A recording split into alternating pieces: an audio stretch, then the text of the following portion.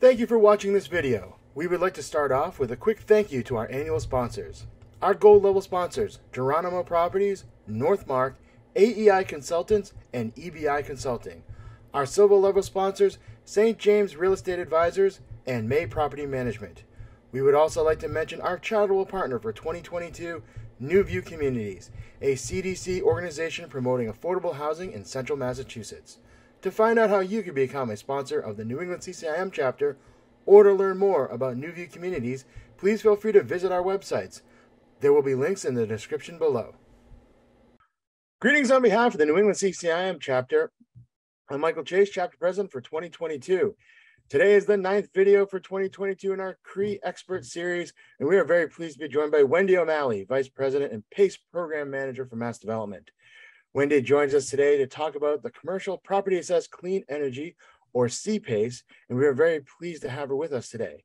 Before we dive into CPACE, let's start off with a quick introduction. Wendy, would you mind sharing a bit about yourself?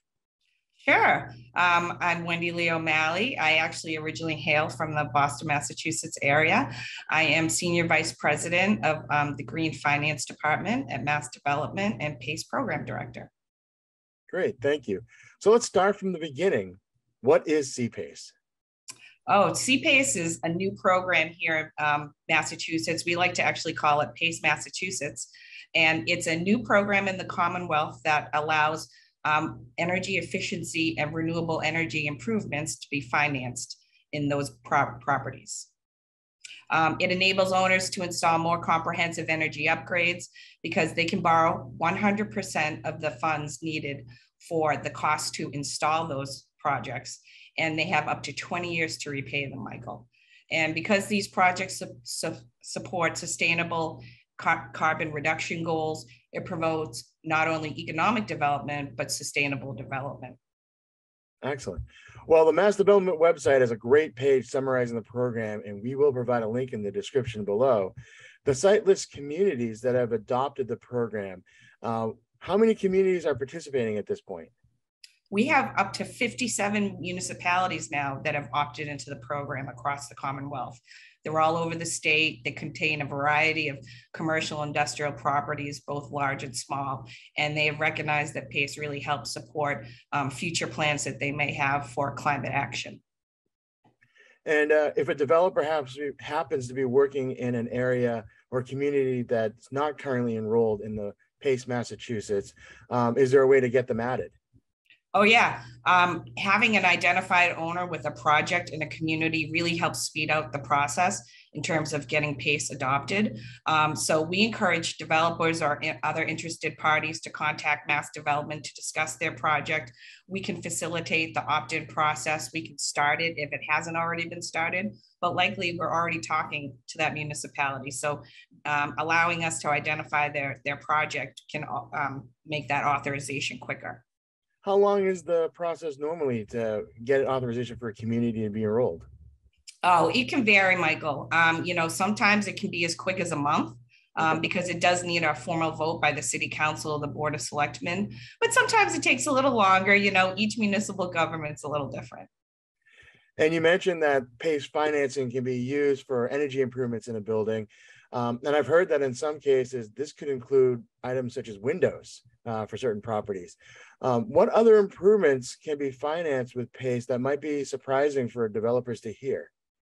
Oh, PACE is great because it can finance items that are related to the energy improvement that might have low or really no payback in terms of the energy savings for that item. And what you can do is combine them with those higher cost items to install things like doors, windows, roofs, most popularly things like upgrades to the electrical system. So if you need to update the knob and tube wiring to actually add the renewable energy solar panels, or if you need to do maybe battery storage for resiliency, you can include things like that maybe developers aren't normally thinking of as normal energy improvements, but they make sense to replace or install when doing the overall project. Great. Do you have are there an example of any deals that have been completed in Massachusetts that involve PACE Massachusetts? Yeah, we've actually closed 2 deals. here in the Commonwealth, which we're really excited about. The first was in the city of Greenfield, and the second was in the city of Boston. They were both two really different types of projects, which is interesting. The first was a mixed use property, which was just about 13,000 square feet in size. It did a pretty deep retrofit that encompassed an electrification of the space heating, new lighting, windows, and insulation, and it received about $450,000 in financing.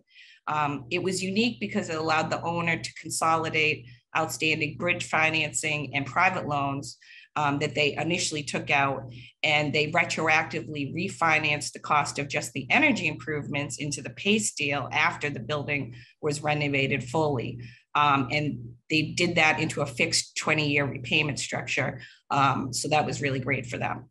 The second project we have was kind of more typical in East Boston, and it's a warehouse that was about 120,000 square feet, a bigger commercial facility, and it installed more typical features like the new HVAC, lighting, roof, and it received about $787,000 in financing. It had 13 tenants on the property. So for the owner, maintaining the building operations is really critical in terms of keeping that revenue for the leasing. And it allowed the property owner to access upfront capital to install the energy improvements while still cutting their future energy costs and preserving the capital expense budget. Oh, great. And I heard you mentioned a developer being able to consolidate some higher costs forms of capital, such as bridge financing or maybe some equity. How is CPACE or PACE Massachusetts financing? What kind of interest rates are we talking about? Oh, well, it's really competitive with the market in terms of what the borrower is seeking alternatively. So, every borrower is different, but it can definitely demonstrate savings if there's mezzanine debt in the capital stack for a project. And it's usually, competitive with the interest rates that are being offered alternatively, but with the longer 20-year repayment term, that's really a bonus, I think, for developers. Great. So I'm aware that there are some third-party PACE lenders out there. What's MassDevelopment's role, and when should a developer reach out to MassDevelopment versus talking or working with a third-party lender? Oh, sure. So MassDevelopment's create a structure where we actually use all third-party capital providers to provide the financing for the projects under the PACE program. So we would facilitate that participation by capital providers who are interested in working with a property owner to fund a project. So they can contact us at any time, and we can walk them through the details of how the program works and the documents that are related to the financing. Okay. It's great to hear that there's deals finally getting done under the PACE Massachusetts program. Some of the hesitation historically, I believe, that's come from lenders is some concern that the way the program is administered through a community's tax assessment could mean that this type of financing could be viewed as having a potential to prime the first mortgage. Is there a response to that concern? Oh, yeah, we hear that a lot. And, actually, once they understand the rules of the program and the fact that the PACE assessment is non-accelerating and non-recourse, and this means that only the PACE assessments that are in arrears or in default are senior to the mortgage holder. It's not in the future assessments, and they don't accelerate upon default. So that's really important aspect of PACE and what makes it so unique. Lenders like that the debt service ratio improves because of PACE improvements in the project. It improves the cash flows and it increases the net operating income from the energy savings that are realized. And that also helps in terms of that argument. Great. And when we're talking about PACE Massachusetts, we're talking about a form of financing. And I love talking with people about stacking programs. So when you're doing green energy, clean energy improvements, then you can stack PACE financing with some tax benefits as well, or tax incentives? Oh, sure. Yeah. PACE is really complementary to really all the different items that are out there available to buy down or finance an energy project. So it can complement local programs in Massachusetts, such as MassSave or the local smart incentives that are available for renewable energy. It also can be stacked with other forms of financing in more higher cost, complex projects, like when mezzanine debt is involved or equity. So it's really, really flexible in that way. And correct me if I'm wrong, is CPACE financing available for ground-up construction, or is it only available for renovations at this point? Right now, it's only available and eligible for existing buildings, but we hope in the really near future that it's expanded to allow new construction. That's not in MassDevelopment's control, unfortunately, but hopefully the statute gets amended at some point soon in the future, and we can open the program up to all the commercial industrial properties here.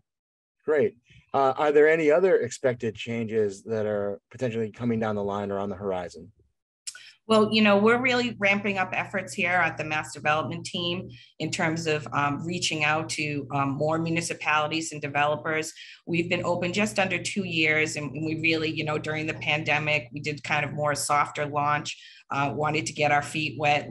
We've learned a lot of lessons, and now we're really ready to kind of meet the demand that we think is coming at us in terms of the new rules that may be that property owners may be facing for either local city mandates like the BERDO or BEUDO compliance, or any, you know, or if they just, you know, are looking to improve their buildings on the long term, because that really is they are incentivized, given the current climate, to do more energy efficiency and renewable energy improvements.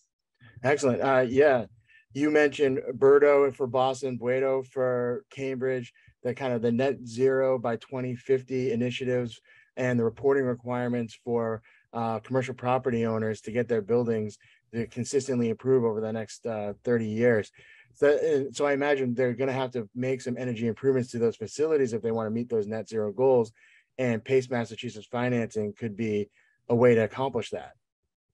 I really think it's one of the few solutions right now that's been presented to fund the projects that owners know they need to do to comply with whatever's coming at them.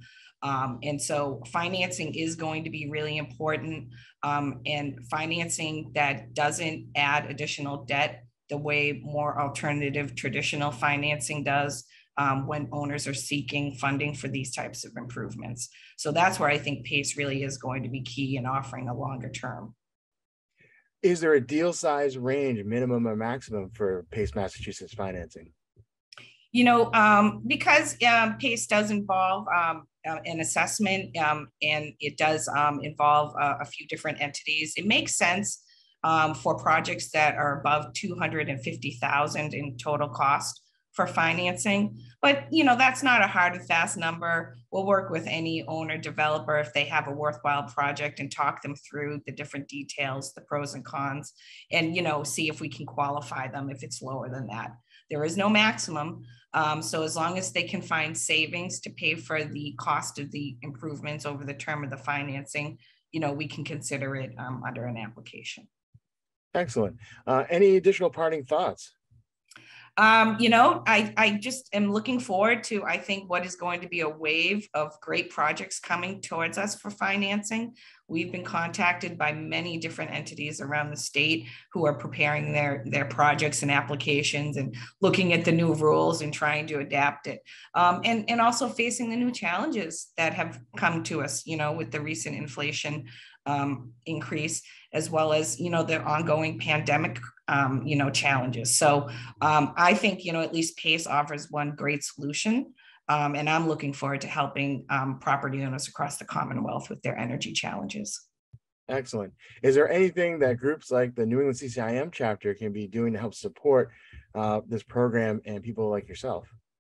Just please spread the word. Let them know that PACE is available here in Massachusetts to support the program. Contact us if they think there's an opportunity for them to use it. I think there's just a lot of different ways that people maybe haven't thought about that our team has great expertise in talking to them about and working through. And while we were specifically talking about PACE Massachusetts, PACE is a program that can be available in many states nationally. You just have to check with your local state to see what what state and what communities may be enrolled in PACE financing? Oh yes, it's it's not just available here in Massachusetts. Across the nation, many states have already had PACE programs enabled and active for many, many years, and actually led the way for the Massachusetts program. So they established their programs. They got some best practices in place, and so we've been able to benefit from that and then adopt those into our program. Excellent. Wendy, thank you for taking the time to chat with us today. And thank you for taking the time to view this video. You can follow Wendy on LinkedIn and also through the MassDevelopment website. Links will be included in the description below. Of course, we have more great speakers and content coming, so please like and subscribe below and keep an eye on this channel. Feel free to follow us on LinkedIn and other social media platforms, and thank you for viewing.